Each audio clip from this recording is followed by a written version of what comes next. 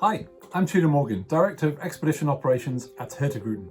And I am Verena Meraldi, the Chief Scientist, and we are both in the Hurtigruten expedition team. Today, we're going to talk all about the Hurtigruten Science Programme. We know a lot of people are wondering about what it is. Verena, would you like to do the introduction? Absolutely. The Hurtigruten Science Program has one goal, and that is to increase our guests' curiosity, knowledge, and interest of the areas we sail to. We know that most of our guests love to learn about the facets of the destinations we are visiting. That is right. So over the years, we've developed a science programme and we have science centres on board all our expedition ships. But there's one thing I have to say first. We know that our guests are not your typical charter tourist. They are modern day explorers. They want to go to remote places of pristine beauty and have authentic experiences of that certain place. Something different and spectacular. Yes, and after almost 20 years of expedition sailings, we know that our guests want to learn as much as possible about the places they will visit. This is why we have developed our science program, step by step, to meet their demands. But participating is totally volunteer. You don't have to join if you don't feel like it. If you'd rather spend the day soaking in the hot tub, watching the view from deck or from the Explorer Lounge, or simply find a quiet place to read a book, you are more than welcome to do exactly that. And I should add that participating is free. This is an extra service we offer our guests. But back to the science programme. Let's start with lectures first. For each destination, we handpick specialists and experts to join our expedition team that fit the places we are going. These are experts on wildlife, culture, history, biology, glaciology, photography, oceanography, environmental science and earth science, to mention a few. These experts invite you to join in-depth lectures presented in a very educational and entertaining way. We call it edutainment. You see, they are not only chosen because of their fields of expertise, they are also great communicators that love to share their knowledge in an understanding and engaging way. They will also accompany you ashore. To give you an example, you are on your way to Antarctica. While we cross the Drake Passage, you can join a lecture about penguins, and you are bound to see thousands of them when we sail in Antarctica.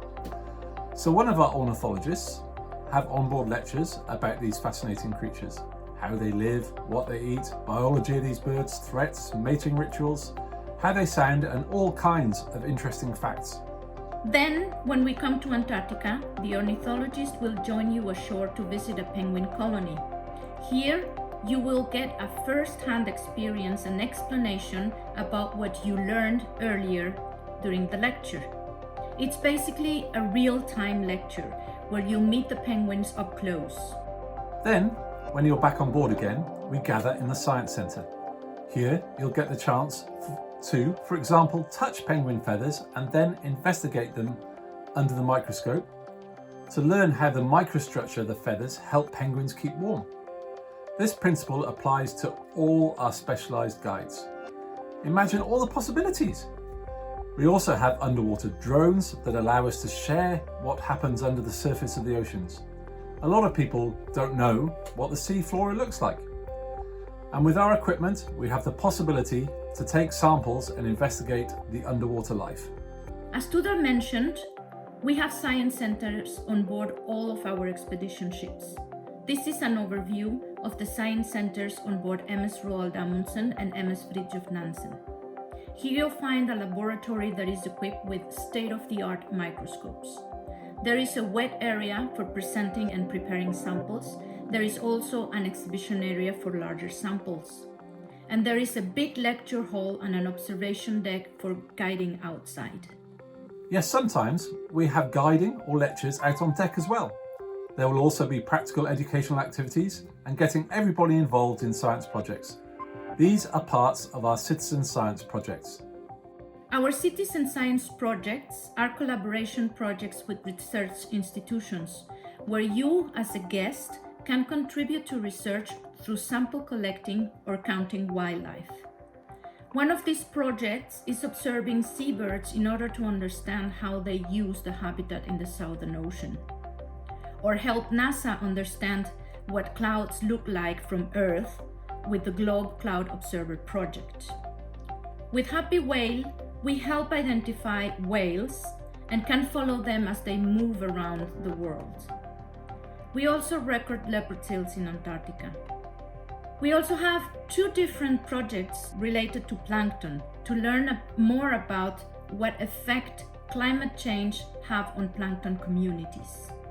Sailing around in the most remote places in the world on a regular basis, we often have scientists and their gear on board when they are on their way to do research in these remote areas. We think this is a great way to help the research communities of the world. As a guest, you have the chance to meet and learn from these scientists as they conduct their collaborative science sessions on board and on shore on some of our expeditions. This is actually how I started working with Hurtigruten many years ago. We also offer lots of optional excursions on our expeditions, and we try to make our daily programs in a way that you can participate in all that happens to get the most out of your journey with us. So join us and discover the most remote parts of the world and participate in interesting activities to gain a greater knowledge of the regions you explore. Hopefully, you will become a true ambassador and return home to champion the protection of our planet's most fragile ecosystems.